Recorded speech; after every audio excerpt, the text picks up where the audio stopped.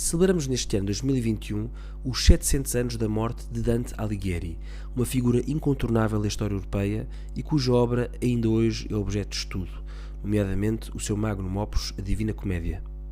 O podcast Trivium não quis deixar de celebrar esta efeméride e para isso convidou a professora Madre Deus Pacheco de Amorim para nos dizer quem foi Dante, apresentar a sua obra e mais especificamente falar sobre a Divina Comédia. Podemos dizer-vos que foi uma conversa fascinante. E o Bernardo e eu, que à data de entrevista não tínhamos lido a Divina Comédia, podemos garantir-vos que depois desta conversa não temos dúvidas de que a queremos ler. Ouçam também, não tenham medo da duração do episódio, pois garantidamente irão querer, tal como nós, fazer parte desta epopeia sobrenatural criada por Dante. Esperemos que gostem.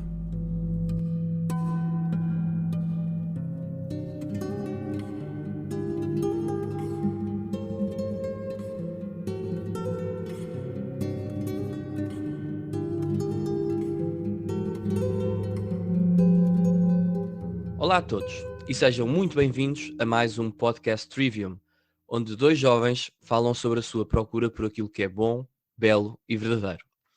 O meu nome é Bernardo e comigo, como habitualmente, está o Vasco.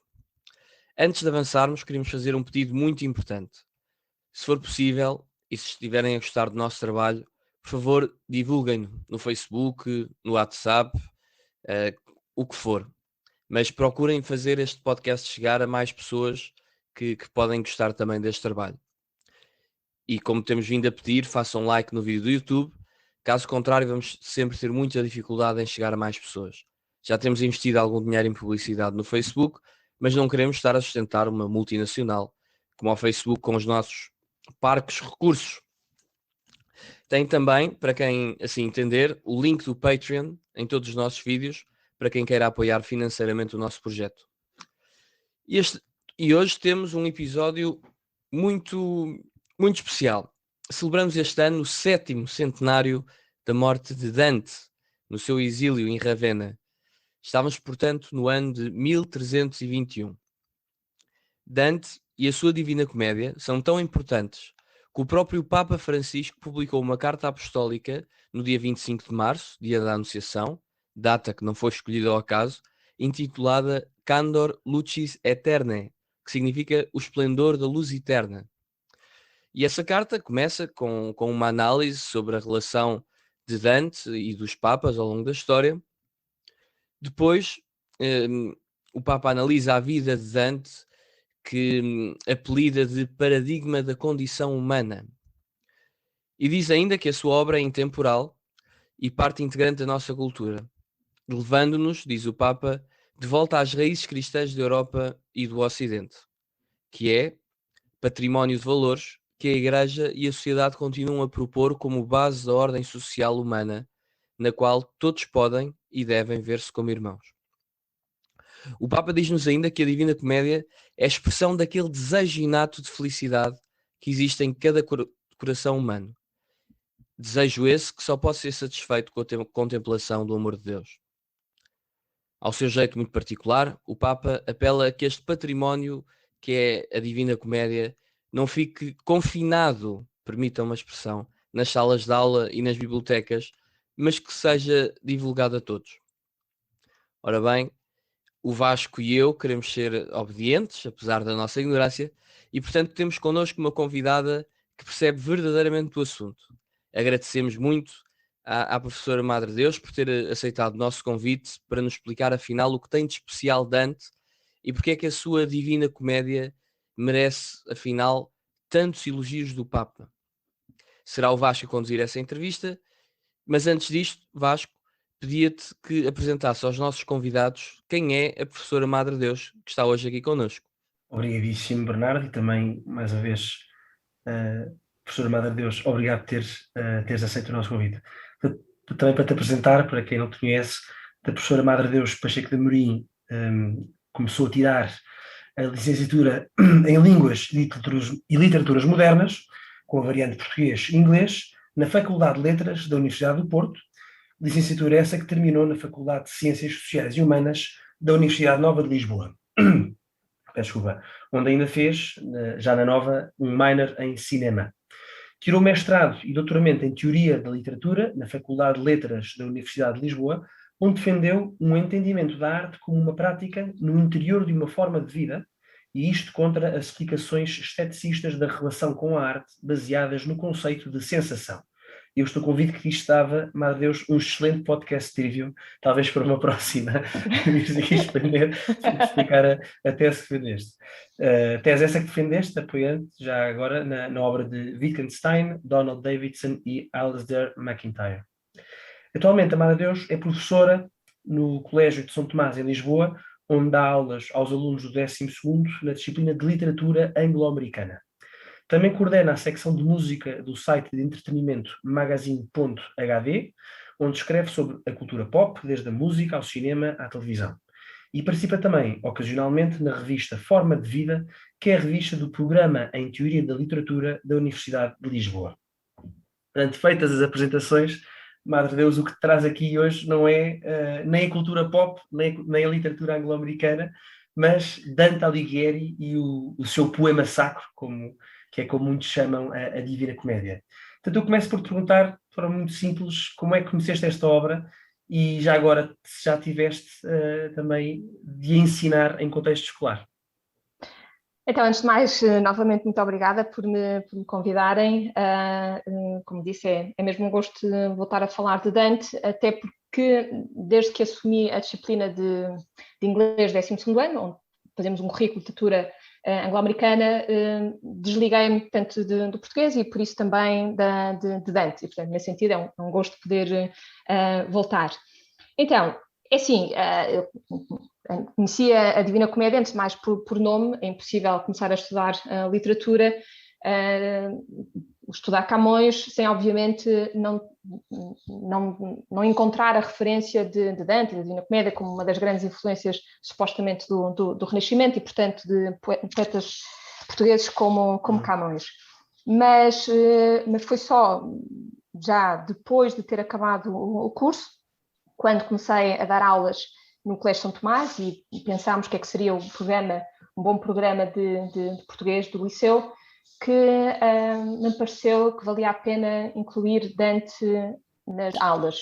Então foi aí que, de facto, li o poema, estudei, portanto, para perceber um bocadinho melhor, e depois ainda tive vários anos a dar aos alunos de 10º ano alguns excertos da Divina Comédia. Nós não estamos em Itália, portanto não podemos dedicar todo o tempo que o poema merece, obviamente, mas uma seleção de algumas partes do Inferno, do Purgatório e do Paraíso, significativas, que dessem uma ideia do arco do poema, e estudar algumas das ideias e temas presentes no poema. E pronto, portanto, foi mais ou menos assim que começou a grande aventura da minha parte. Já agora, por curiosidade, leste-o só em português ou também em italiano? Ou partes em italiano?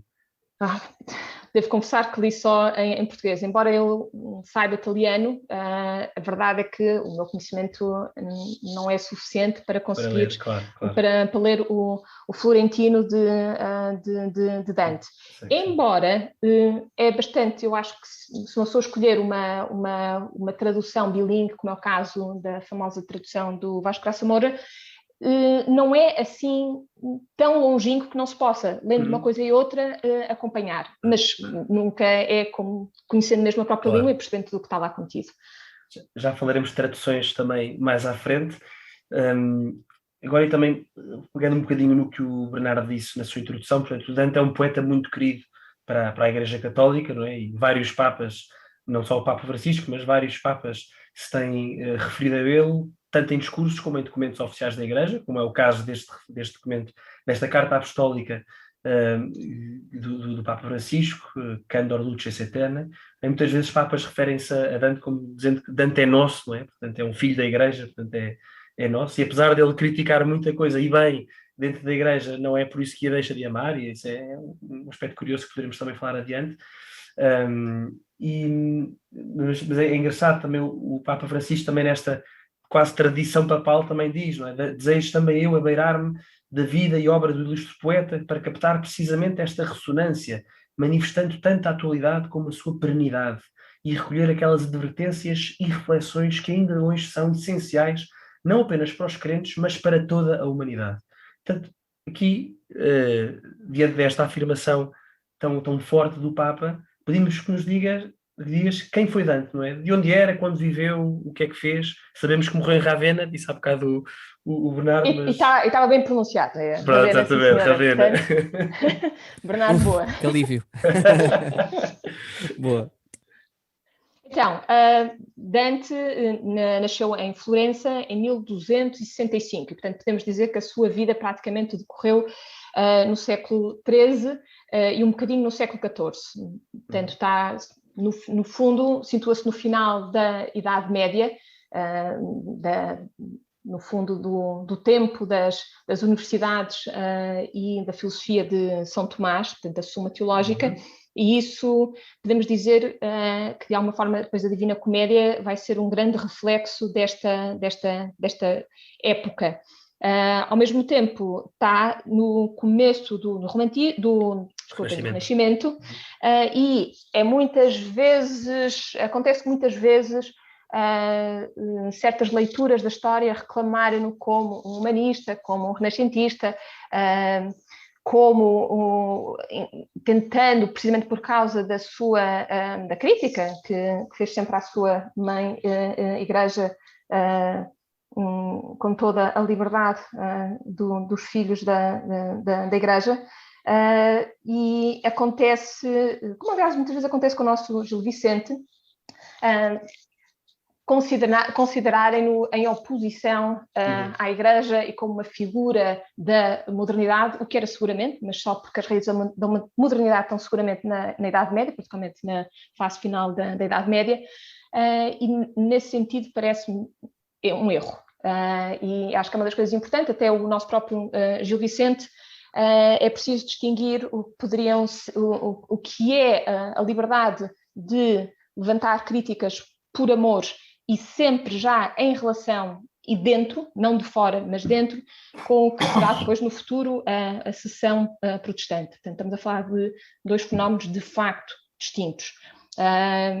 Então, ele nasce em 1265 num panorama político complexo, portanto, o panorama político da Itália foi sempre bastante complexo, portanto, vários ducados pertencentes a diferentes, digamos assim, zonas da Europa, portanto, diferentes, podemos dizer assim, países reclamavam para si diferentes ducados. Dentro dos próprios, no caso de Florença, havia aquilo que se chamava, portanto, os dois partidos dos guelfos e dos ghibelinos, sendo que os guelfos eram um partido que geralmente se colocava do lado do papado, nas tensões que podiam acontecer entre o papado e o Império Sacro-Romano, e os ghibelinos estariam do lado do imperador. Dante, e a família Dante pertenceu sempre ao partido dos guelfos, que mais tarde se viriam a dividir entre negros, ou seja, os guelfos mais ligados à nobreza e os guelfos brancos mais ligados ao que seria hoje em dia a burguesia. Dante, mais tarde, manteve-se do lado dos brancos. Porquê que isto é importante? Porque a razão pela qual, eventualmente, no futuro, Dante terá de deixar Florença e nunca mais voltará, acabando por morrer, portanto, viajando ainda bastante e acabando por morrer no exílio em Ravenna, prende-se precisamente por este panorama político complexo de vitórias ora de um lado, ora do outro, muitas vezes com momentos bastante arruaceiros, e portanto, foi sempre uma vida agitada politicamente e turbulenta. Em 1274, com 9 anos, vê passar Beatriz Portinari, a famosa Beatriz, por quem se apaixonará e por quem terá uma grande devoção a vida toda. Embora este amor, apesar deste amor continuado por Beatriz, na realidade Beatriz poucos anos depois, portanto, tinha um casamento arranjado com Simone di Bardi, e Dante eventualmente casou com Gemma Donati, de quem teve 3 filhos. E é preciso, mais uma vez, também perceber o que é esta natureza da devoção, da afeição que Dante sempre teve por Beatriz, que é completamente pura. E, portanto, isto é uma coisa importante perceber e que só faz sentido, como se eu mais tarde tiver esta oportunidade de falar, no que é o panorama da afeição dentro do cosmos de Dante, que é, no fundo, a experiência cristã profunda. Os estudos decorreram em 2 escolas, primeiro de franciscanos, portanto no convento de Santa Cruz, e depois na escola dos dominicanos, na igreja de Santa Maria Nova. Isto é importante, porque franciscanos e dominicanos aparecerão no paraíso, são fundamentais para a sua formação. A retórica, portanto, a disciplina da retórica teve-a com Brunetto Latini, e depois, em termos de poéticos, a sua influência é claramente e reconhecidamente do Dolce Stil Nuovo, tendo sido bastante influenciado pelos 2 grandes poetas deste estilo, Guido Cavalcanti e Guido Guinizelli. Por fim, já tendo saído de Florença, em 1291 acabará por frequentar a Faculdade de Medicina e Arte em Bolonha. Um ano antes, em 1290, morre Beatriz, e Dante passa por um tempo muito difícil, de depressão e turbulência, e reencontrará a paz poucos anos depois, tendo lido muito, Boécio, Cícero e vários filósofos, a quem se dedicou depois em Bolonha, já em Bolonha, de natureza clássica e cristã. É também neste período, entre 91 e 95, que escreve o que deve ser, a seguir à Divina Comédia, a sua maior obra, que é Vida Nova. Nesta obra, inspirada precisamente pelos 2 Guidos e pelo Dolce Stil Nuovo, Dante fala da sua relação com Beatriz. Portanto, tem vários poemas, portanto, é uma sucessão de poemas, seguidos sempre de um comentário em prosa, portanto, onde Dante explica o que é que está a querer dizer com esse poema. Fundamental para perceber a Vida Nova e depois também a Divina Comédia é perceber a teoria do mérito de Guido Guinizelli. Portanto, para estes poetas do Dolce Stil Nuovo, o mérito não estava digamos assim, na genealogia, portanto, nas raízes, nas circunstâncias históricas, que no fundo são, digamos assim, fortuitas, portanto, ninguém decide as circunstâncias em que nasce, não é? E, portanto, não seria justo que o mérito se baseasse nisso. E, portanto, vemos já que isto é uma certa contestação do que seria o domínio medieval da nobreza. O mérito prende-se totalmente com o desejo, a vontade, ou seja, com a capacidade, com o desejo de beleza, verdade, justiça, que estariam todos eles simbolizados pela figura da mulher anjo, que seria uma espécie de momento do céu e do divino presente na terra, e aquele que fosse capaz de reconhecer esta beleza, grandeza, verdade nesta instância, digamos assim, nesta mulher, teria de ser nobre, porque é preciso nobreza para reconhecer o belo. Portanto, só uma alma digna, bela, de alguma forma já ela própria sensível, pode acusar o toque da beleza num outro. E, portanto, digamos assim, é nesta gentileza da alma que reside o mérito do homem.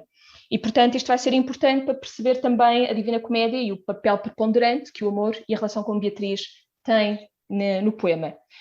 Então, depois, em 1301, portanto, é que a situação política se agrava grandemente, Dante vê-se envolvido numa série de questões políticas e acaba por ser condenado por uma série de crimes políticos e tem de fugir de Florença para não ter de cumprir a pena.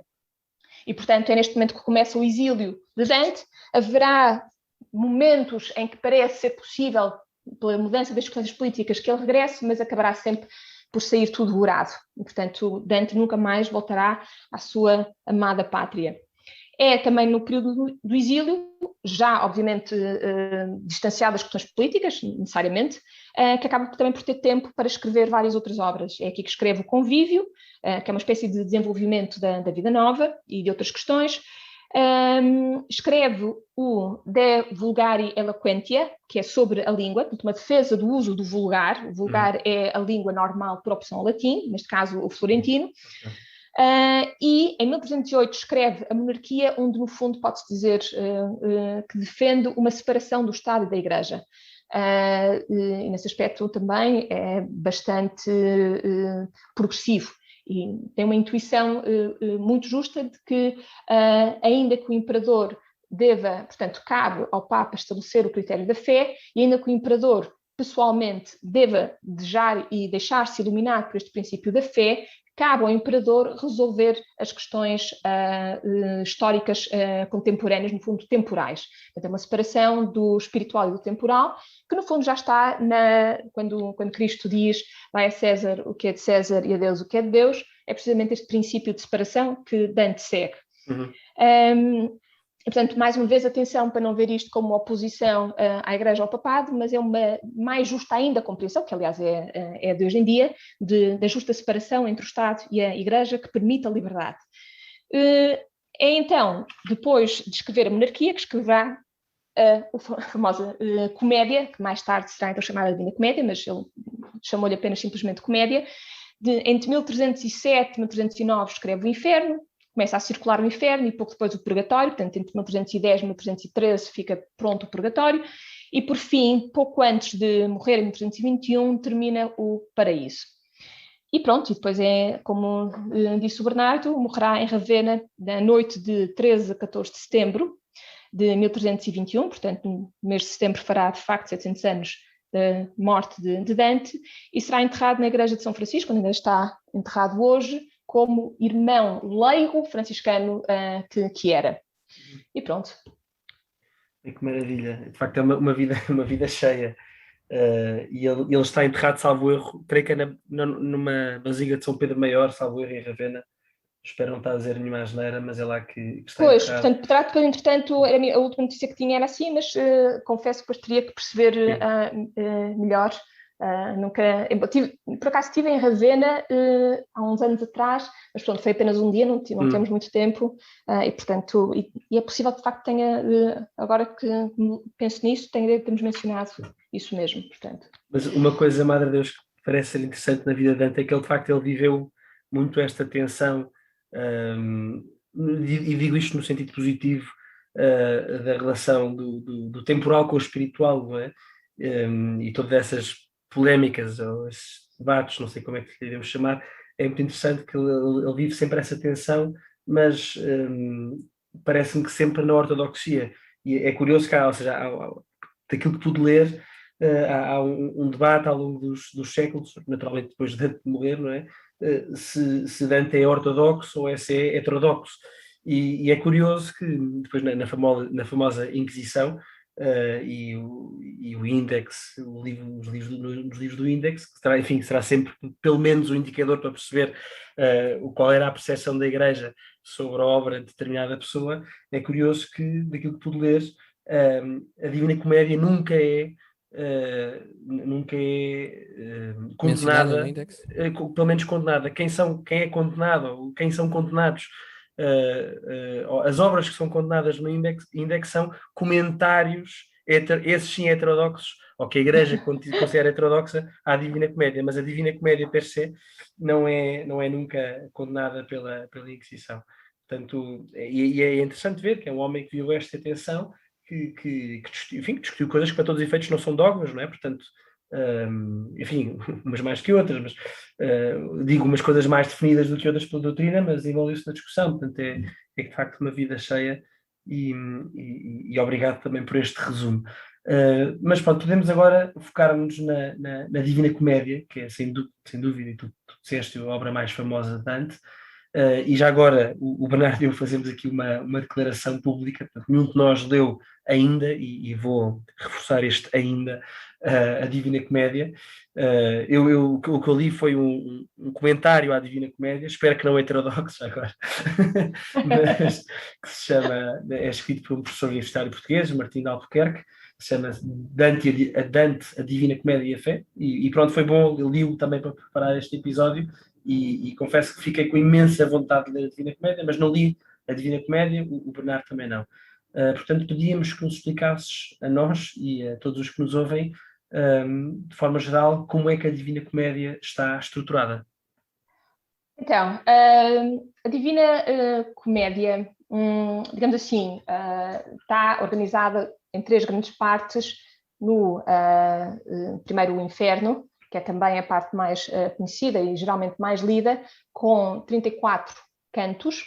Depois, o Purgatório com 33 e o Paraíso com 33. Digamos assim, isto é a forma de base. Depois, em termos de geograficamente, podemos dizer assim, o que é o Inferno é uma espécie de cone. Isto importa perceber, e quando lerem Divina Comédia pode ajudar a ter ao lado vários mapas que existem na internet, ainda fácil de tirar, tanto, alguns deles são clássicos, e pode ajudar enquanto está a ler a Divina Comédia e se vai passando de círculo em círculo, geralmente passado de um canto para o outro, às vezes 2 cantos, pode ajudar a ter um mapa ao lado para ir acompanhando, só para visualizar. Quando tu dizes círculo, ou seja, porque o Inferno, neste Os caso, estão organizados por círculos, não é? É, isso que eu vou passar a mostrar, mais ou menos, digamos assim, escrever. E então, o Inferno é, digamos assim, uma espécie de grande cone, de forma abismal, que começa mais largo, com vários círculos, portanto, e os círculos vão se tornando cada vez mais pequenos, quanto mais fundo se vai descendo no Inferno. E esta ideia de descer aos infernos é uma ideia realmente clássica, portanto, quer na Ilíada, quer na Odisseia, quer na Eneida, existe uma descida do herói ao Hades. E, portanto, é já uma imagem da antiguidade, esta descida aos infernos, e é o que acontece também na Divina Comédia. Portanto, Dante irá fazer a sua descida, passando dos primeiros círculos até aos últimos. O primeiro círculo, propriamente do inferno, não é propriamente inferno, é o limbo, onde estão, digamos assim, o que seriam almas justas, mas que morreram antes de Cristo nascer, onde se encontra precisamente o guia Virgílio, um poeta latino, um grande poeta latino, que será o guia de Dante no Inferno e no Purgatório, e depois é só de passar de limbo que se entra exatamente no Inferno, passando as portas onde está escrito que deverá todo aquele que entrar deixar ali a esperança. O que é que isto quer dizer? Quer dizer que o problema de quem está no Inferno não é necessariamente o pecado que cometeu, que determinará o círculo em que ficará, porque vamos ver que no Purgatório encontramos os mesmos pecados. A diferença é que quem lá está recusou Deus. E é esta recusa que decide do destino destas almas. Depois, portanto, à medida que Dante vai descendo, é importante perceber que os primeiros círculos são muito tempestuosos, portanto, são varridos de ventos tempestuosos, geralmente para assinalar a força das paixões. É aí que vamos encontrar o casal onde está a Francesca. E à medida que se vai descendo no Inferno, vai-se tornando, o movimento vai terminando, até que os últimos círculos, particularmente onde se encontra o demónio, estão submergidos no gelo. E, portanto, contrariamente à nossa imagem e a imagens pictóricas medievais do juízo final e do inferno cheios de fogo, Dante vê o profundo do inferno como esta total ausência de calor e de movimento, no fundo, a ausência de vida. Claro. Sairá, Dante e Virgílio sairão do inferno pelas costas, portanto, trepando pelas costas do demónio, que está congelado, e sairão do outro lado, perto na praia do Purgatório. O Purgatório já não é um abismo, é um monte. Que, aliás, é um monte que Dante entrevê logo no primeiro canto de todos, quando está ainda na selva, e é esse monte que ele quer subir, no fundo, a ideia de salvação, e que não conseguirá pelas suas próprias forças. Mas, finalmente, então, chega à praia do Purgatório, e o Purgatório, então, é um monte em espiral, e, portanto, mais uma vez a imagem de círculos, portanto, com diferentes personagens e diferentes pecados, e a diferença é de movimentação, ou seja, os pecados poderão ser os mesmos, mas estas personagens desejam ligar-se a Deus. E, portanto, é este desejo, lembremos a ideia do desejo como mérito, é aquilo que desejamos que precisamente decide quem nós somos. e vemos as várias personagens que estão no purgatório a correr. Portanto, todas correm e Dante e Virgílio têm de correr atrás delas enquanto falam com elas e não se pode parar. E, portanto, é este movimento contínuo de corrida em direção ao topo. Chegando ao topo, Virgílio deixará Dante, já depois posso explicar porquê, e é pela mão de Beatriz, portanto há um encontro de Dante com Beatriz no cimo do purgatório, onde se dá, no fundo, a lavagem de Dante e a sua conversão, a sua purificação, e é então pela mão de Beatriz que entrará no paraíso. O paraíso, mais Madre uma vez... Deus, desculpa interromper-te. Beatriz, Sim, a tal Beatriz verdadeira que tinhas falado há pouco, certo? Pronto, exatamente. Depois posso então falar, depois quando terminar, falar um bocadinho dos três guias. Sim, guias, ótimo. Entrando no paraíso, mais uma vez, Dante vai percorrendo pela mão da sua guia Beatriz vários círculos, portanto a imagem de círculos é constante. Os vários círculos, que no fundo são os vários céus do cosmos na astronomia ptolemaica, Claro. E à exceção do último céu, portanto que já não está descrito na astronomia de Ptolomeu, que será uma coisa acrescentada por Dante, que é o Empírio, e portanto é onde se encontra Deus. No Empírio, Beatriz não poderá entrar, e quem vai entrar conduzirá Dante neste último céu é precisamente São Bernardo, pelo conhecido santo místico. Então, os três guias. Virgílio simboliza a razão natural. É um grande poeta, foi o poeta que escreveu a famosa Eneida, portanto, além de uma série de odes muito conhecidas. Era uma grande influência de Dante, então um poeta preferido de Dante, e que simboliza a razão natural, portanto, a capacidade da razão natural de nos guiar na vida. E, portanto, aqui percebe-se a dimensão profundamente cristã, católica de Dante, portanto, diferente do protestantismo, é esta confiança tomista na razão natural como sendo capaz de nos guiar na vida.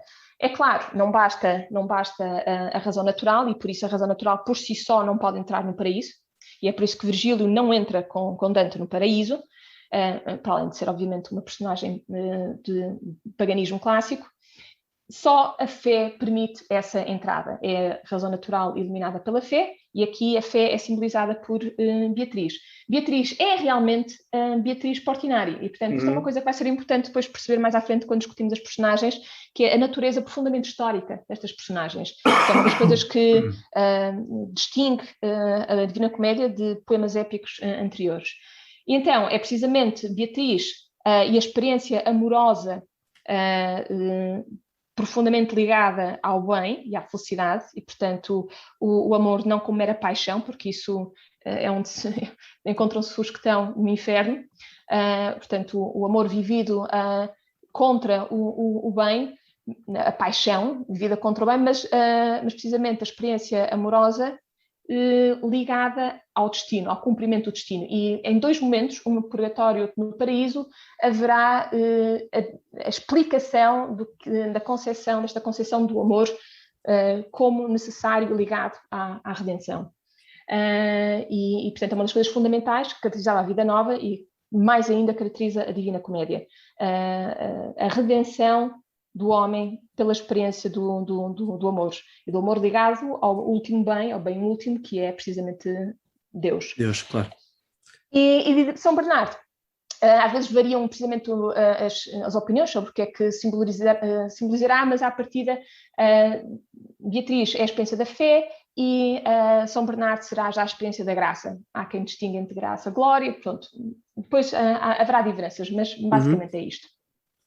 Bem, é espetacular, de facto. Ou seja, só esta coisa dos círculos e do inferno em Cona e da montanha do purgatório e do cosmos do céu, quer dizer, já só pensar nisto já nos dá a ideia do como é que eu ia dizer, do sentido épico da Divina Comédia, e dá vontade de ler. Mas de facto, quer dizer, a Divina Comédia não é sem polémica, porque dizia há pouco, e eu quero obviamente pegar neste tema, porque Dante não se sentiu inibido de condenar uns, glorificar outros e depois colocar uns quantos no purgatório, não é? E pessoas, tanto pessoas míticas como pessoas verdadeiras, pessoas vivas como mortas, ao ponto de colocar um Papa, pelo menos, no inferno, não é? Portanto, Era o Papa contemporâneo dele, era Bonifácio VIII ou não? Se calhar estou a fazer confusão. ele Sim. e eu ponho o Nicolau também, enfim, agora posso estar a fazer confusão. Sim, Mas... tem a ver também com, obviamente, o cisma do Ocidente e a passagem a localização, portanto, a recolocação do papado em França, em Avignon, claro.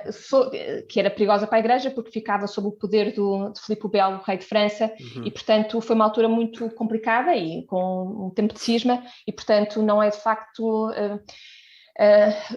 é fácil fazer juízos precipitados sobre quem estaria certo, onde é que estaria de facto a verdade, portanto, são tempos complicados, claro. E pronto, daqueles sinais de que a Igreja tem mesmo que ser divina, porque se sobreviveu uma coisa daquelas, tem que ter de facto uma natureza sobrenatural. Sim, sobrenatural, claro. Porque foram tempos de facto muito complicados. Mas esta coisa de colocar, por exemplo, Virgílio coloca-o no limbo, não é? Portanto, é aquelas almas justas, mas pré-cristãs, onde também estaria, salvo erro, o Homero, o Horácio. Sim, exatamente. Depois os filósofos, também... Sócrates, Aristóteles, Platão. Portanto. Depois, no círculo da luxúria do inferno está a famosa Francesca da Rimini, mas também está, por exemplo, Cleópatra, Aquiles, portanto, aqueles que também ofenderam a Deus através da luxúria. E uma das coisas que eu achei, que eu acho, enfim, obviamente, pelo menos não sei, falo por mim, eu acho isto fenomenal, que um homem se tenha dado a liberdade de colocar as pessoas nos círculos em que lhe apeteceu, obviamente, de acordo com o racional, mas é uma das coisas que eu achei mais interessantes quando estive aqui a estudar, é que o último círculo do inferno que falavas há pouco, que é um círculo, portanto, de gelado, não é? Onde está o próprio Lúcifer e onde as almas condenadas estão ali sob traidores. Desculpa? Os traidores, exatamente. Os traidores. Estão ali constantemente a ser amordaçados por Satanás. E quem é que está lá? Naturalmente Judas, não é? Judas, mas também Brutus, não é? Que foi o traidor de Júlio César. Portanto, esta noção também que traidores não só em relação à fé, mas também em relação àquilo que é o poder temporal, como falávamos há pouco, que havia de ser muito importante para ele. Mas depois enfim, e vai também colocando pessoas no purgatório, no paraíso. Isto foi polémico na altura, não foi polémico? Como é que nós devemos olhar para isto? Obviamente, quer dizer, ele não sabe quem é que está onde, não é? O que é que tens aí sobre isto?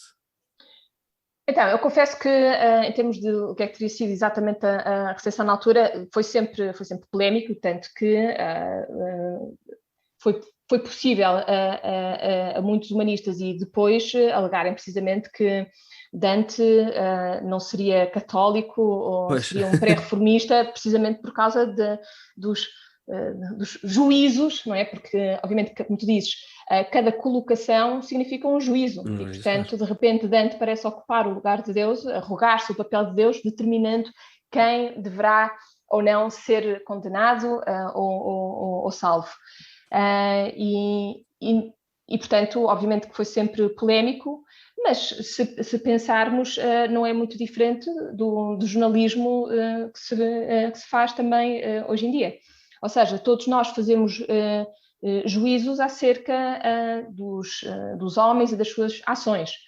E, portanto, é importante a maturidade cultural de perceber o que é um exercício imaginativo, cultural, que não é, obviamente, a realidade, não é? Portanto, é um poema, portanto, é uma ficção, até certo ponto, uma ficção, e é como tal que é entendido. Se eu, como jornalista, quiser criticar este político por ter tomado certo tipo de decisões, no fundo, posso estar a colocá-lo no inferno quando digo que este político está perdido e o país perdido com ele. Exatamente.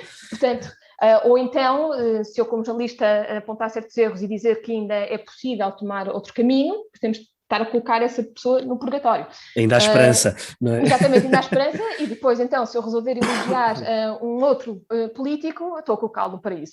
Ou seja, isto é uma forma, obviamente, muito grosseira, uma analogia muito grosseira, mas para dizer que o que Dante faz é, obviamente, julgar os homens, acima de tudo, os seus atos. Pois é preciso perceber o que é que acontece nos encontros com estas diferentes personagens nos diferentes lugares.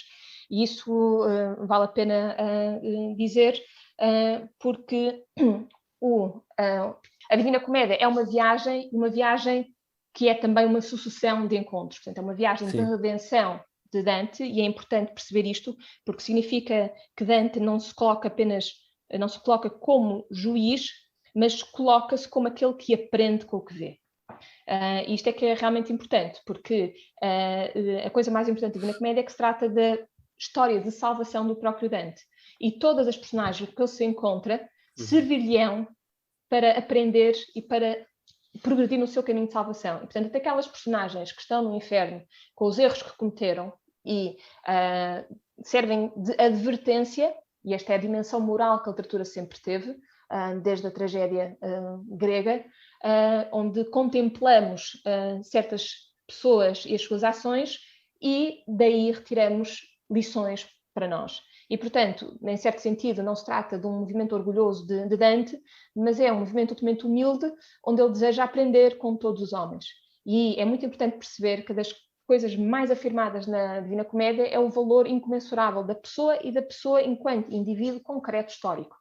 E, portanto, mesmo aqueles que estão no inferno não perdem nunca a sua dignidade de pessoa. E isso percebe-se num encontro afetivo, cheio de compaixão, de Dante com qualquer uma destas personagens que estão no inferno.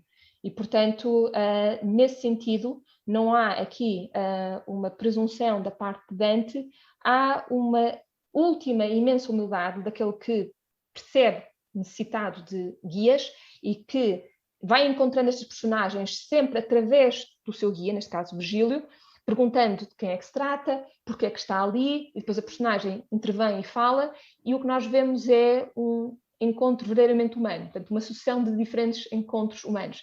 Tal como a Ilíada é feita de uma espécie de sucessão chamadas aristeias, sucessões de combates individuais, onde em cada combate Homero apresenta o herói, e no momento em que um desses dois heróis em luta individual morre, nós sentimos o impacto de alguém concreto que morreu e cheio de dignidade.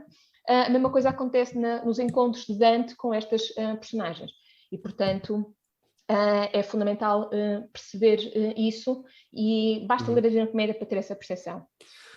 Podíamos, Vasco, desculpa, deixa-me só fazer aqui uma pergunta também, que será que é muito errado então dizer, daquilo que estamos a ouvir até agora, que as pessoas que Dante vai encontrando, as pessoas concretas, reais, históricas, no caso, que ele vai encontrando, funcionam quase de alguma forma como, por um lado, alegorias,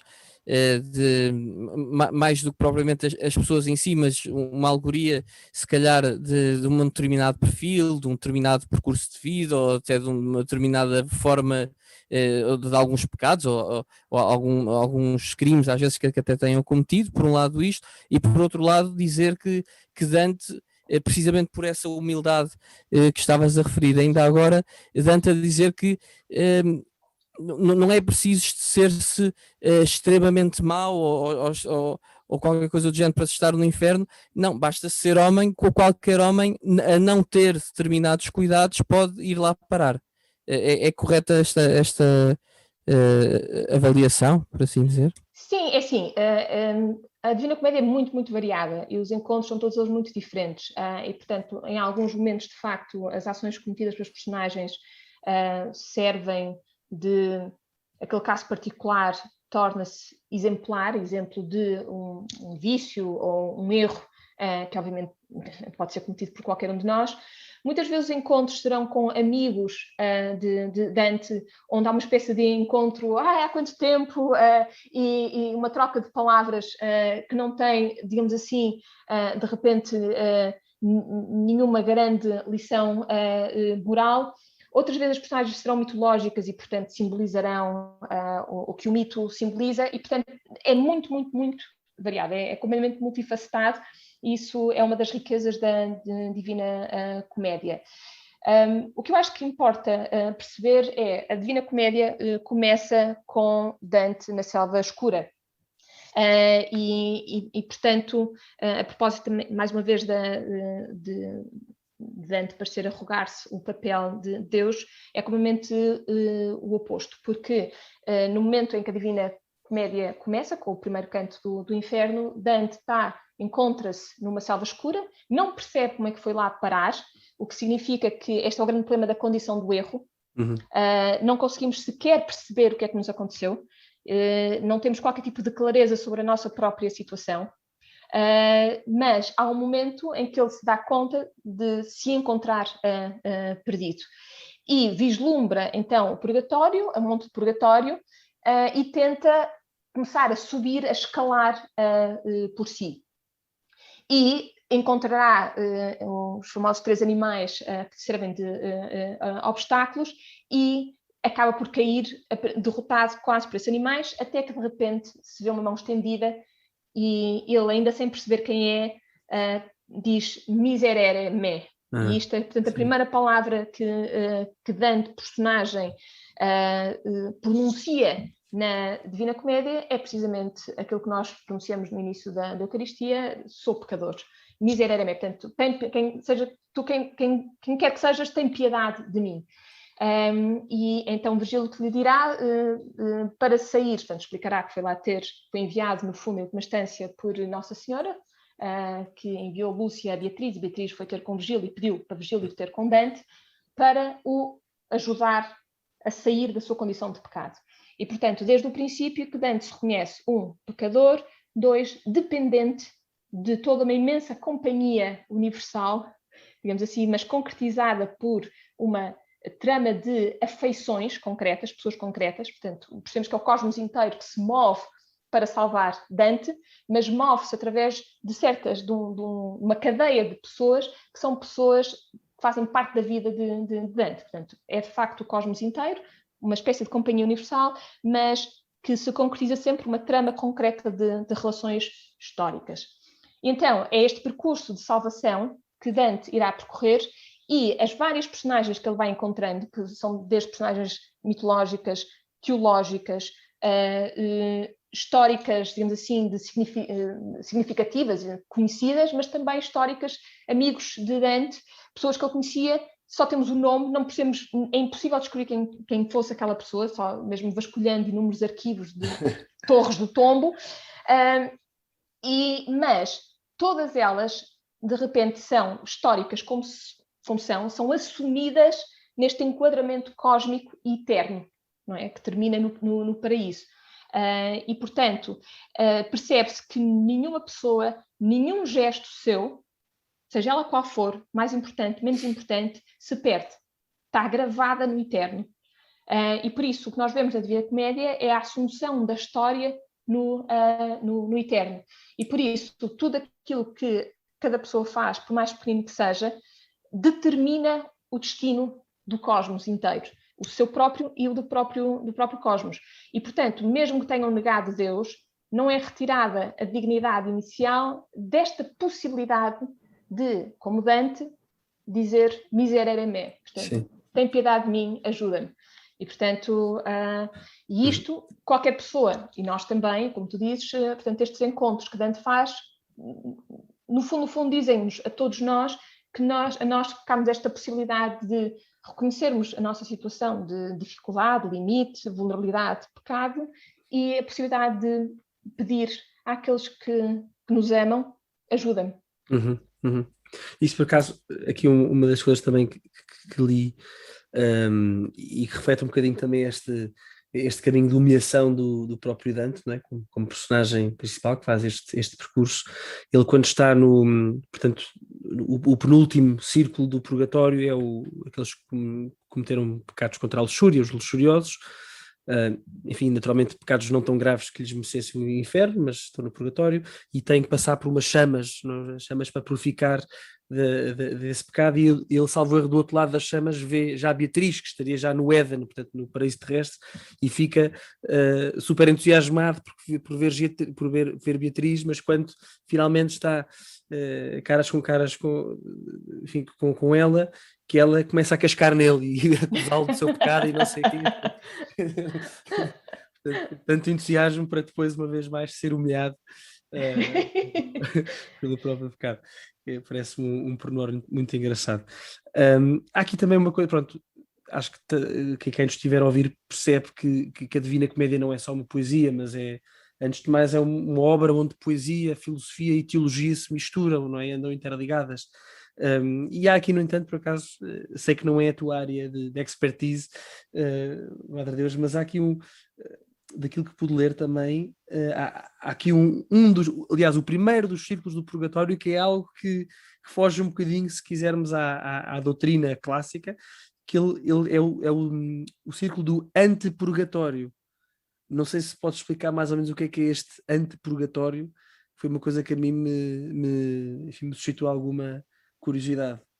Pronto, assim, Dante, para configurar este cosmos, portanto, usou inúmeras fontes, não é? Desde, lá está, a astronomia de Ptolomeu, a própria Suma Teológica de São Tomás, portanto, é sempre...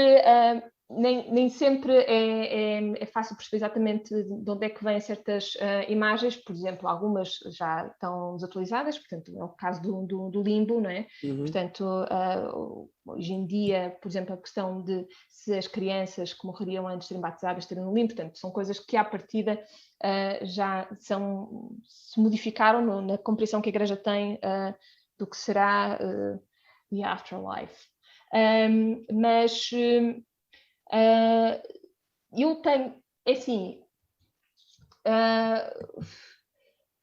muitas vezes trata-se mesmo também só de momentos de passagem, portanto, muitas vezes não se percebe bem se passa na Terra, portanto, se tem a ver com a praia onde ele chega, e portanto, muitas vezes também são questões simbólicas que não são propriamente só razões de tradição, portanto, de lugares que a tradição reconheceria, mas também são artifícios poéticos. Nesse aspecto, aconselho, porque eu próprio também já, como disse no princípio, já não estou envolvida com a Divina Comédia já há alguns anos. Não parece. Portanto, o que eu aconselho muitas vezes é que geralmente este tipo de esclarecimentos aparecem tipo nas notas, nesse sentido, claro. Ajuda depois é uma das coisas que às vezes torna a leitura um bocadinho morosa, mas que vale a pena, contexto, que é ir consultando as notas claro. Que normalmente explicam precisamente em termos de nomes de pessoas ou zonas como, por exemplo, o antepurgatório, o limbo, o Shirvan, esclarecem. Portanto, remeto, confesso, para não quero estar aqui de repente a avançar explicações, que algumas são divergentes, depois outras neste momento não as tenho presentes. Mas o meu conselho é ter a paciência de ir lendo as notas, até porque se não se faz isso, às vezes depois perde-se um bocadinho o fio à meada. Acontece de repente porque como é uma sessão grande de pessoas, depois não se percebe bem que ele já mudou de círculo, e portanto aconselho a ler com calma e a ir consultando as notas para se perceber que de repente ele já entrou no novo círculo em vez de estar no anterior e de repente já temos uma outra personagem que já não é tanto. É o meu conselho. Ótimo, justíssimo e muito obrigado. E já agora também, eu sei que isto é uma entrevista, mas eu não quero deixar de fazer este comentário, também para que se perceba, como eu pude perceber, como é que esta obra de facto também é um reflexo da teologia e tem estes pormenores que me parecem tão válidos e tão profundos, que é nos círculos do purgatório. Portanto, há um anjo, quando ele começa a percorrer o purgatório, a subir a montanha do purgatório, há um anjo que marca Dante com 7 vezes PPP, não é? Portanto, 3 P's que são marcados 7 vezes em Dante, portanto, e à medida que ele vai subindo de grau ou de círculo no purgatório, vão sendo apagados um desses triplos P's, não é? Porque são 7 pecados capitais, portanto, sendo que o primeiro deles é a soberba, e quando ele passa da soberba para a inveja, dos 3 P's, em vez de tirar os 3 P's, só tira um. Portanto, acontece que quando ele chega ao fim, ainda lhe sobram 2 P's, e só no fim é que o anjo lhe tira esses 2 P's. Porquê? Porque a soberba é a raiz de todos os outros pecados, não é? Portanto, apesar de ser o primeiro círculo do purgatório, estes 2 P's que faltavam só são retirados no fim, precisamente porque a soberba é a raiz de todos os outros pecados. Eu espero não ter sido muito confuso a explicar isto. Não, eu mas percebi já leste, lindamente. mas parece-me, ou seja, para explicar como é de facto é um reflexo tão bonito e tão profundo da teologia, não é? Das verdades teológicas. Sim, e a Divina Comédia está cheia destes pequenos pormenores, por isso é que eu também aconselho a pelo menos consultar as notas, onde muitas das coisas já aparecem, e depois então, podendo ler, como tu leste, certos comentários, ajuda de facto a não perder estes detalhes que dão tridimensionalidade a esta obra, como tu dizes, grandiloquente, épica, que é a Divina Comédia. Tal e qual. Já agora, quer dizer, só para que fique claro, portanto, o purgatório tem nas duas extremidades o antepurgatório e o Éden, e no meio tem mesmo os 7 pecados capitais, portanto, a soberba, inveja, ira, preguiça, avareza, gula e luxúria, portanto, constitui estes tais 7 graus antes de chegar ao paraíso terrestre, não é? Madre Deus, faço também aqui uma pergunta, que é... a Divina Comédia é de facto uma poesia no sentido estrito do termo, ou seja, é verdade que se o lermos, enfim, está escrito em versos, se o lermos em italiano até rima, não é? E algumas traduções também se esforçam para manter essa rima, embora possa ser um bocadinho forçado mais, mas será que a Divina Comédia é mais do que poesia?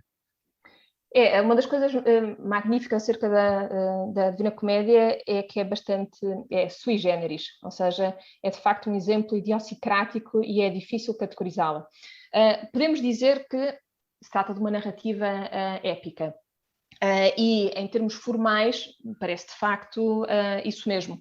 É uma narrativa, não é poesia lírica, temos homens, ações, personagens com uma história. Literalmente a story, portanto, trata-se de uma narrativa e em verso, e portanto, normalmente, precisamente por causa também da dimensão de grandeza, um poema épico, mas depois, de repente, há muitas coisas que não conferem.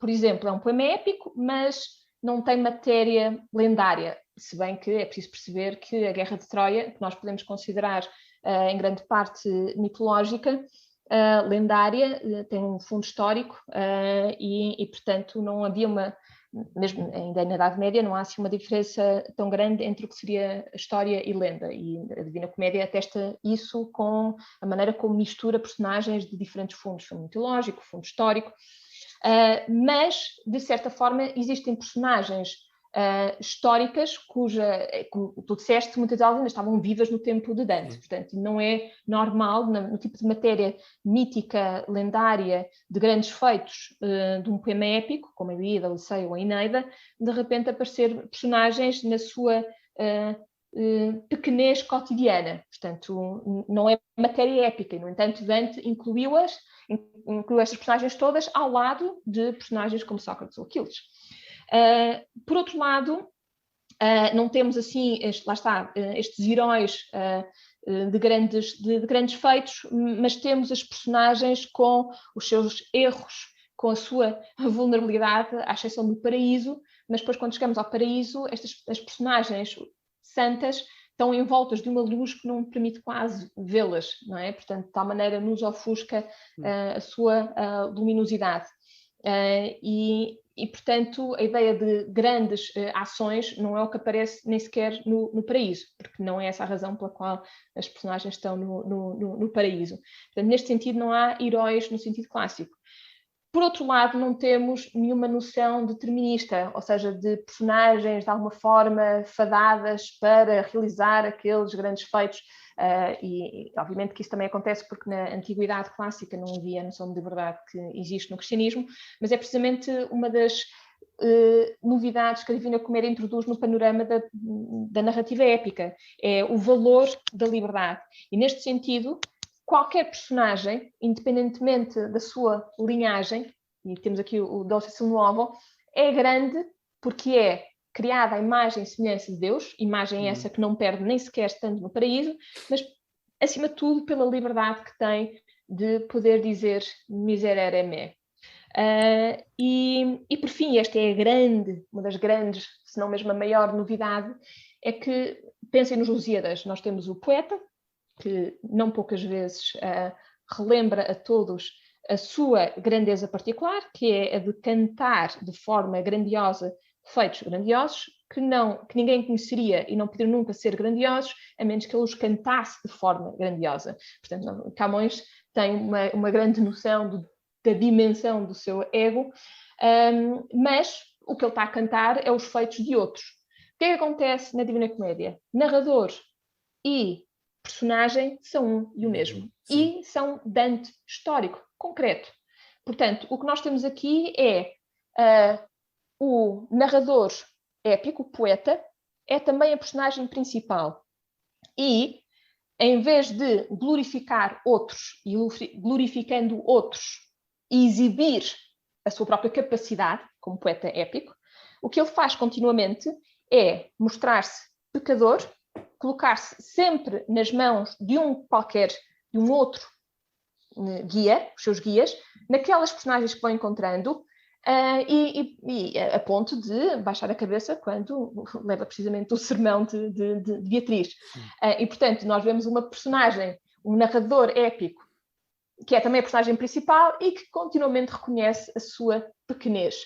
No entanto, e esta é que é a coisa magnífica, precisamente precisamente perceber e mostrar a sua humildade, quão pequeno é, ele coloca-se a si próprio no centro do cosmos. O cosmos inteiro, ele, pecador, é a razão pela qual o cosmos inteiro se move, fazendo Nossa Senhora sair de onde está, fazer Lúcia sair, fazer Beatriz sair, fazer Virgílio sair, e todas as personagens estão a conversar com ele, Dante.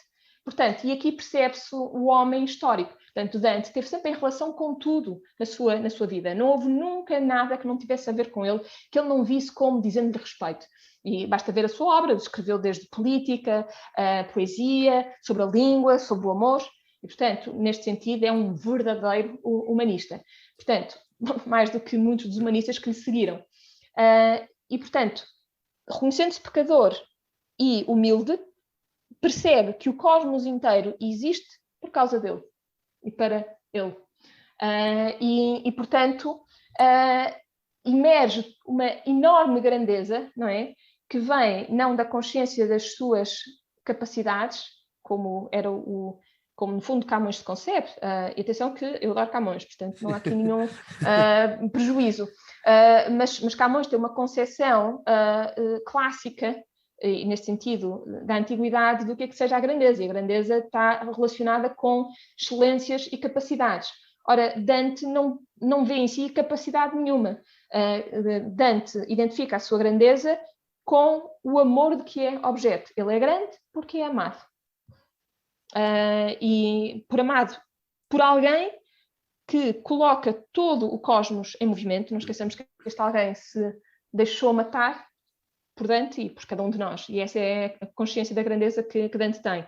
E neste sentido, sendo um poema épico, a Divina Comédia relembra também os autos de moralidade da Idade Média, portanto, de facto, uma obra de transição e depois muito sui generis, realmente, porque os autos de moralidade eram peças de teatro medievais que tipicamente tinham uma personagem principal alegórica, a alma, portanto nós temos, caso evidente, o Alto da Alma de Gil Vicente.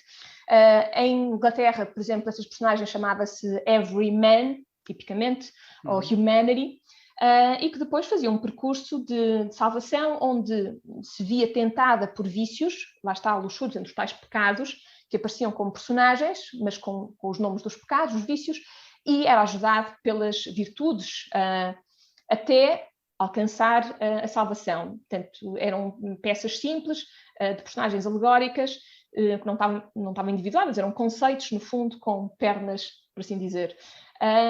E a Divina Comédia tem esta estrutura, é de facto um percurso, uma viagem de salvação, onde vemos Dante a encontrar os vícios e as virtudes, mas não de forma alegórica, mas como pessoas concretas. E, portanto, há uma dimensão psicológica, no sentido de passagem do conceito para indivíduos concretos, que acontece na Divina Comédia, que foi um grande depois avanço na literatura ocidental. E, portanto, para dizer que, de facto, a Divina Comédia é muito difícil de categorizá-la, precisamente por que Dante usa toda a tradição, vai buscar diferentes possibilidades que existem na tradição, mas depois colocas todas ao serviço e manipulas e usa o que quer e como quer para dizer aquilo que quer dizer com a Divina Comédia. E a Divina Comédia é toda ela sobre o movimento de tudo em direção a Deus. Até formalmente, portanto, falaste da maneira como se lemos em italiano a Divina Comédia, por exemplo, percebemos a métrica, são decassílabos, e a rima. Aliás, a tradução do Vasco Graça Moura, o Vasco Graça Moura tenta precisamente manter essas características formais. Uma coisa muito interessante é o uso que Dante faz da terza rima, ou seja, a Divina Comédia é uma série de tercetos, portanto, três versos, uma estrofe, 3 versos, e o que acontece é, nas estrofes, cada estrofe equivale, digamos assim, a um parágrafo, a uma ideia que é aberta e termina, portanto, com um ponto final, ou pelo menos com um ponto e vírgula, e depois começa uma nova ideia na estrofe a seguir. O que significa que cada estrofe está fechada sobre si própria, sendo uma ideia, não é? Tal como um parágrafo. Mas, o que é que acontece em termos depois formais? O primeiro verso rima com o terceiro, o que quer dizer que o segundo verso do meio fica desemparelhado, são 3, mas não fica desemparelhado totalmente. Porquê? Porque vai rimar com o primeiro verso da estrofe seguinte.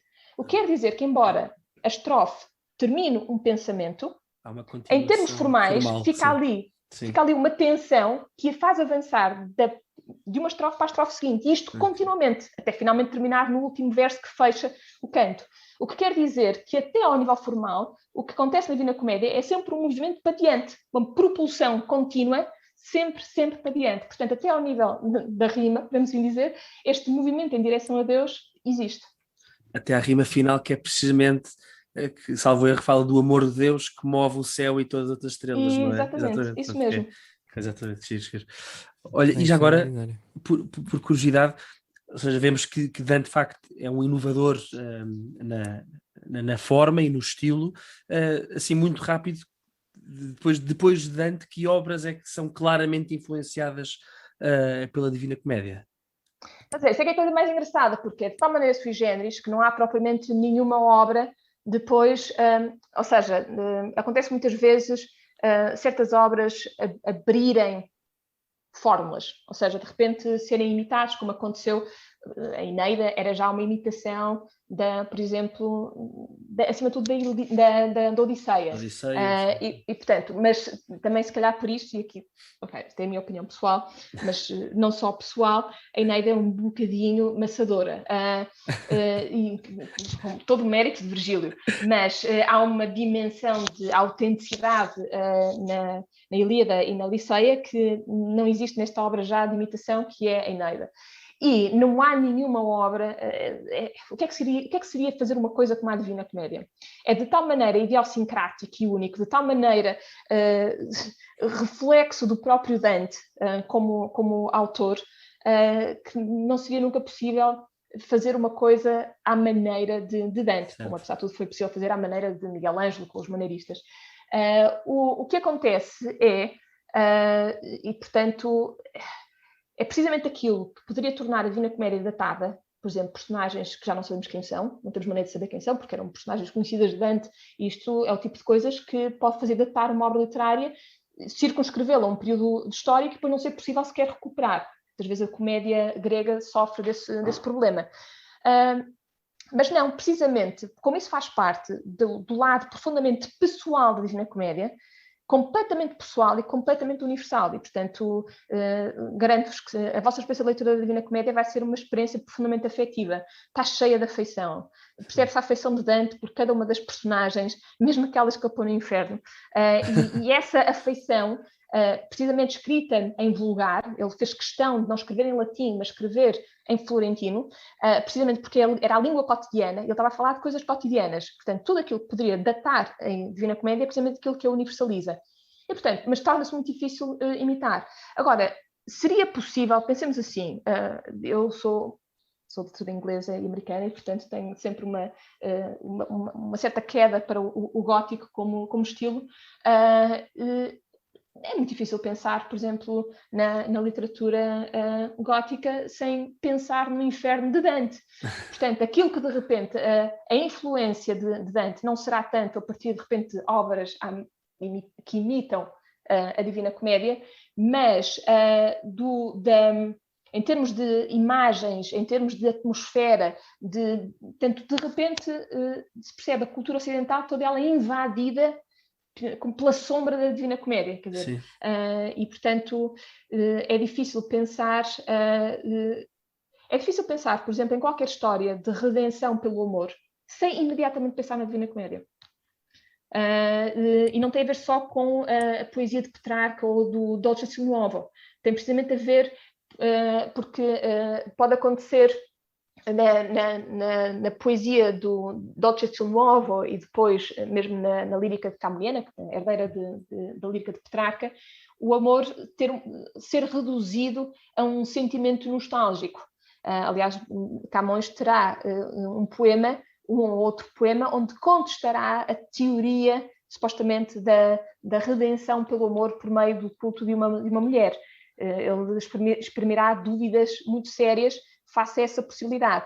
Porquê? Porque, de alguma forma, aquilo que Dante descreve na Divina Comédia é uma coisa que ele experimentou. É uma experiência que ele fez e que só é possível, de facto, no cristianismo. A redenção pelo amor Sim. É possível na experiência cristã, porque, em última instância, o amor é caridade e sustentado pela pessoa de Cristo entre nós.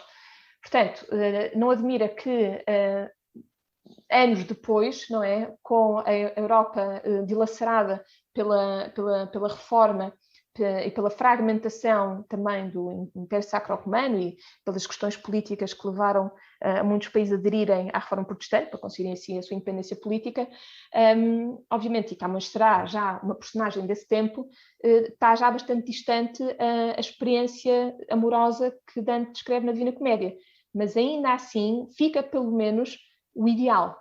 E, portanto, ainda eu trabalho uma outra série hoje em dia e vejo ainda este desejo de uma redenção que venha via o amor. O amor, maravilha. Olha, falavas há pouco do inferno e a influência que o inferno certamente tem na literatura, enfim, mencionaste a literatura gótica, mas de facto quando se ouve falar na Divina Comédia, ouve-se falar sobretudo no inferno, não é? O inferno de Dante. E aliás, quando nos referimos a um cenário dantesco, não estamos a pensar num purgatório, muito menos num paraíso. Um cenário dantesco é algo infernal, não é? É algo que mete medo, algo que pronto, diante do qual sentimos pavor. E agora faço-te a pergunta: porque é que o inferno é o mais popular? É porque foi o primeiro a ser escrito? É porque é melhor do que as outras duas partes?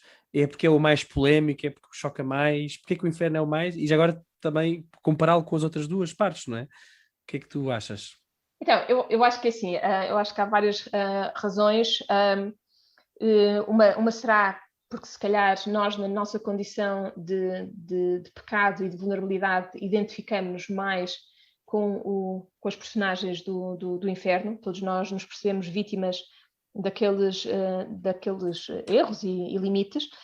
Outra razão tem a ver, eu acho, mesmo com o caráter poético do inferno. Podemos dizer que literariamente, a certo nível, talvez seja mais bem conseguido, também porque se calhar é mais fácil de imaginar na nossa condição de desterro, na nossa condição terrena, uma vida de limites e de pecados está mais perto da experiência que fazemos. Pois, e, portanto, há uma série de imagens e de maneiras de escrever o que está a acontecer no pecado, no inferno, que são mais coloridas, por assim dizer. Conseguimos facilmente visualizar. E, aliás, Dante, neste aspecto, está-se também está a recorrer a uma tradição já grande na Idade Média. Basta pensar nas gárgulas da arquitetura gótica, para criar uma visão de grotesco. E por isso é mais fácil visualizar o inferno do que o purgatório, e então o paraíso torna-se bastante etéreo, literalmente falando. Portanto, e por isso digamos assim que a literatura, no fundo, que é um retrato da nossa condição humana e particularmente na narrativa, talvez seja mais fácil de retratar, no fundo, a nossa vida de limite do que propriamente a nossa vida de glória. E, portanto, eu acho que quer pela nossa condição, que nos leva a identificarmos com os personagens do inferno, quer por a nossa condição de pecado, e portanto lá está o cenário dantesco, nós vemos muitas vezes em situações dantescas, e portanto rapidamente recorremos às imagens muito vívidas do inferno para descrevermos a situação em que nos encontramos. Portanto, é muito mais gráfico o inferno. Exatamente, bastante mais. Dizia há pouco no paraíso, inclusive as pessoas estão com muita luz à volta, portanto também tudo se torna menos nítido, imagino. Certo? Exatamente, portanto é mais difícil de visualizar, o que faz sentido, porque à medida que abandonamos o terreno e ascendemos para o paraíso, estamos a falar de uma experiência sobrenatural para lá dos sentidos. Claro. E, portanto, Dante escolhe certas imagens recorrentes para dar uma ideia, para sugerir o que será a vida de glória no paraíso. Por exemplo, a imagem da dança e do canto. E, portanto, nós vemos que o movimento tempestuoso do inferno dá lugar ao gelo, portanto, à ausência de movimento, e depois à corrida no purgatório e, por fim, a um movimento de dança harmoniosa conduzida pelo Empírio, portanto, pelo próprio Deus. Por isso é que, como tu dizias, tudo no final termina com esta imagem de movimentação harmoniosa causada pelo amor de Deus. Mas pronto, temos esta imagem de dança, de canto, e depois as intervenções dos personagens, mas não temos a nitidez de imagens e bastante variadas que há no inferno. Portanto, o inferno costuma ser, de facto, a parte da Divina Comédia que mais facilmente visualizamos e com que mais nos identificamos. E eu aqui, digamos assim, que assino por baixo. Portanto, foi o que me aconteceu a mim. E portanto, não me admira nada que o inferno seja aquilo que mais fica na nossa memória. Sim. E que depois, naturalmente, também influencia muito, como eu estava a dizer a propósito, por exemplo, do gótico, o resto da literatura ocidental. Já agora, olhando para o paraíso, como é que é a visão de Deus? Porque ele chega a ver a Santíssima Trindade, não é? Ele chega a estar atento. Como é que ele descreve a quadratura isso? do círculo. É literalmente sim. a quadratura do círculo, certo? Sim, mas é muito engraçado, porque o que acontece é,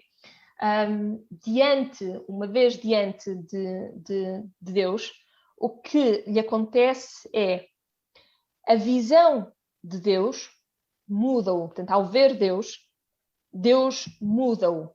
E como ele muda, passa a ver Deus de forma diferente. E como vê de forma diferente, volta a ser modificado por Deus. Portanto, aquilo que poderíamos imaginar como uma espécie de término do movimento, uma espécie de repouso, como cessação de todo o movimento, Dante contesta.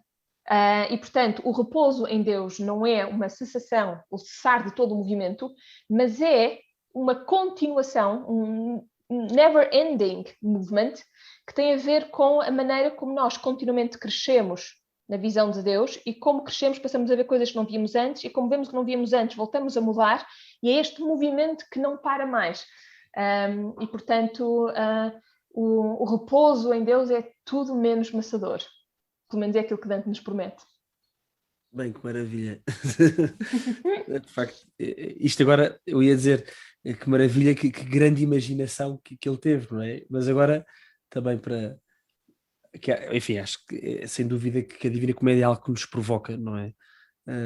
E sobretudo, acho que qualquer católico, ou qualquer cristão, se sente provocado por esta literatura, esta leitura, peço desculpa. E já agora tu, enquanto católica que és, dirias que Dante, ao escrever a Divina Comédia, viu ou ficcionou? Ou talvez um bocadinho dos dois? É assim, digamos que, como acho que é difícil há vários estudos sobre isso, e todos eles, a última instância, são inconclusivos, parece-me. Nunca se vai saber, obviamente. É assim, sabemos pelo menos quando São Tomás teve de facto a sua visão de Deus, deixou de escrever, e portanto eu acho que se Dante escreveu, eu diria, não porque seja cética, portanto, mas porque parece-me a experiência mística cristã acontece precisamente porque se vai ao fundo da experiência de encarnação que é nossa, e portanto, mas mais uma vez isto ultrapassa completamente defendo os meus títulos. Portanto, não vou entrar por território que conheço pouco, mas sendo de literatura, eu acho mesmo que o que ele faz é um prodígio de imaginação poética, de imagens, particularmente no inferno, e que se vai tornando mais conceptual à medida que subimos. E, portanto, há muitas partes da Divina Comédia são explicações teológicas, portanto, particularmente aquelas relativas ao amor, são mesmo explicações filosóficas que de repente entram na Divina Comédia, portanto. Por isso é que geralmente o inferno também é mais acessível, porque é de facto se calhar a mais puramente literária secção da Divina Comédia, e depois no Purgatório e no Paraíso continuamos a ter personagens concretas, com as suas histórias concretas, mas vamos ter cada vez mais explicações conceptuais do que é que Dante está a ver e a encontrar. E portanto é por isso que também fica mais abstrato. E nesse sentido parece-me um exercício conceptual que está entre a literatura e a filosofia mais do que propriamente místico. Agora, posso dizer que, pelo menos como católica, e tentando pelo menos viver, procurando viver uma ínfima dimensão da experiência cristã de Dante, que ele só pôde falar daquela maneira porque ele realmente experimentou as coisas de que falava. Muitas conhecia, portanto há muito trabalho intelectual, de erudição, de real conhecimento, como se vê pela história escolar dele e também pela necessidade que sentiu de ler os filósofos num momento difícil da vida, não é? Quando perdeu Beatriz. E, portanto, há toda uma dimensão real intelectual, mas há uma vivência neste sentido mística, realmente, uma real vivência da experiência de se perceber amado por Deus de uma forma muito concreta, portanto não abstrata ou teórica ou devocional, mas Dante só pode descrever a sua salvação como um elo de personagens que se encaminham até ele e o conduzem, porque ele na sua própria vida se percebeu guiado por pessoas concretas na sua experiência de fé. Portanto, sendo um exercício grandioso, é também uma descrição muito real daquilo que ele próprio viveu. Por isso é que Dante, ao escolher a Divina Comédia, puxa a si próprio no centro, porque de facto, digamos assim, aquela é a sua biografia. A sua biografia, exatamente. Bem, muito obrigadíssimo. Já agora, enfim, estamos a aproximar-nos do fim. Obrigadíssimo, de facto são explicações profundas e respostas profundas e estamos mesmo agradecidos. Faço-te uma pergunta, estas óbvias, não é? E acho que, enfim, parcialmente ou quase totalmente respondida ao longo desta conversa, que é: porque é que achas que devemos ler a Divina Comédia hoje? Eu diria porque nós não podemos mesmo perceber quem somos se não a lermos. Mas realmente não podemos perceber o que é a nossa história, por um lado, a nossa tradição, a nossa identidade, porque de facto a desmemória é aquilo que é a raiz da perda de identidade. Portanto, e Dante faz parte da nossa, faz parte da nossa memória, e é a nossa responsabilidade que passa a fazer parte da minha memória. E porque Dante continua a viver e a respirar hoje nas páginas da Divina Comédia, como fez no seu tempo. Acreditem mesmo, a sensação que terão é de que estão a ver alguém vivo a falar com vocês neste momento. De tal maneira é pessoal e ao mesmo tempo universal aquilo que ele está a dizer. Eu não seria quem sou se não tivesse lido. Dá a entender que essa tensão entre falas de memória, que é uma palavra muito forte, pelo menos para mim, sei que para o Bernardo também, mas de facto é impressionante como esta obra transmitam bem essa tensão entre a memória pessoal e a memória universal, não é? Portanto, ou seja, lendo esta história, que no fundo é uma memória pessoal que socorre de verdades universais, que nos conhecemos melhor a nós próprios, não é? E, aliás, e é a razão pela qual também a Divina Comédia tem o lugar que tem na literatura, enfim, ocidental e podemos dizer a nível mundial, não é?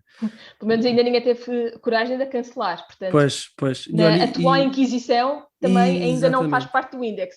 Mas como não sabemos o dia da manhã, eu aconselharia-vos a não perder muito tempo. Exatamente. O que é que pode acontecer? Exatamente.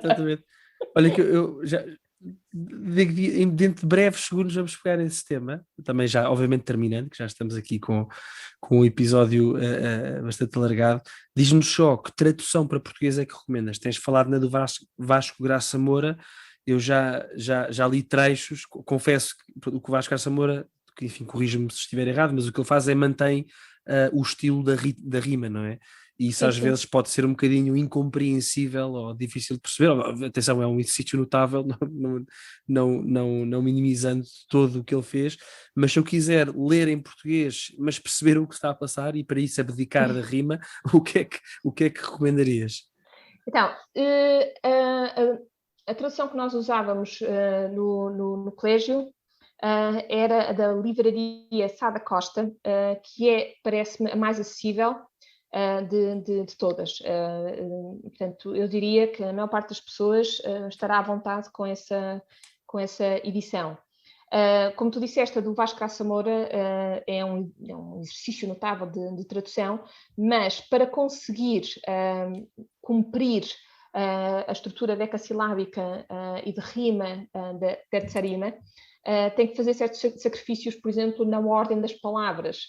Ou seja, para conseguir rimar, tem que às vezes pôr no final uma palavra que naturalmente apareceria no princípio, portanto, o que significa que depois a própria narrativa fica um bocadinho contorcida. E, portanto, torna de facto a leitura bastante mais difícil. Entre as duas, em termos de grau de dificuldade, existe tradução que também usamos, que é do Círculo de Leitores. Eu acho que tem que se arranjar tipo na Woco, portanto... Sim, nós depois pomos os links, vamos procurar os links e pomos aqui a descrição do vídeo.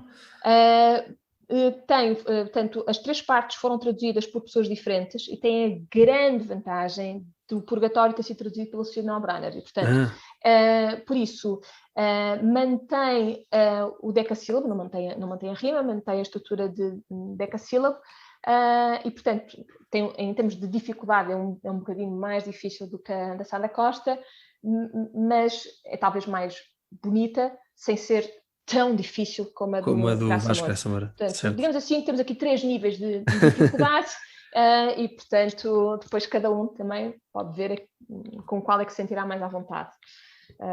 Mas a Sá da Costa lê-se lindamente, não é propriamente, não é feia de todo, nem pensar, fica bastante fluida, porque segue muita narrativa, e todas elas têm notas, e, portanto, podem ser, quando não se percebe o que é uma personagem, ou assim, dá para consultar. Sim. E, portanto, eu ofereço estas 3 hipóteses. Boa, olha, obrigadíssimo.